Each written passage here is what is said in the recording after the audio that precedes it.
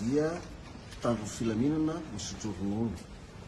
dia mbola miresaka tsara amin'ireo zandratra reo hitarainany ny zavatra miseho. Ny teny tamiko zany zareo hoe malahelo izy raha filohana androm-panjakana no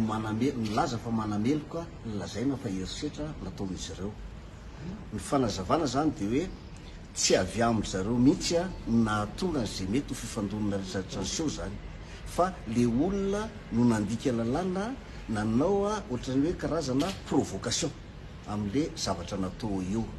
Raha miteny zany resaka hoe herisetra natao mba jereo ny zavatra misy any Frantsa,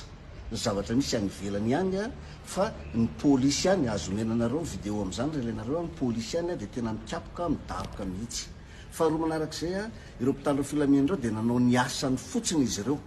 fa tsy manana alahelo manokana amin'ireo olona nanao fihetsiketsehana ireo, fa ny mpanao fihetsiketsehana no manana alahelo manokana amin'ny zareo matoa misy maratra amin'ireo mpitandro filaminana ireo, matoa rahonana isan'andro ireo mpitandro filaminana ireo, hatramin'ny mivady aman-janany dia rahonana iainana zany hitanareo zany fandrahonana ho faty, fandrahonana hodorona ny tranony avoaka amin'ny tambazotra sy ny haino aman-jery ny sarin'ireo mpitandro filaminana zay lazaina fa anaovana azalambo ireo. Ka malahelo ireo mpitandro filaminana ireo amin'ny zavatra niseho za mino fa ny filohan'ny antenimieran-doolona dia mbola mila mpitandro filaminana izy na tiana na tsy tiana. Tsy tokony anao an'izany amin'ny mpitandro filaminana mihitsy izy fa mety ahatonga amin'ny mpitandro filaminana andray andraikitra hoe rehefa tsy mila mpitandro filaminana ianao zany dia hiala ny mpitandro filaminana zany fa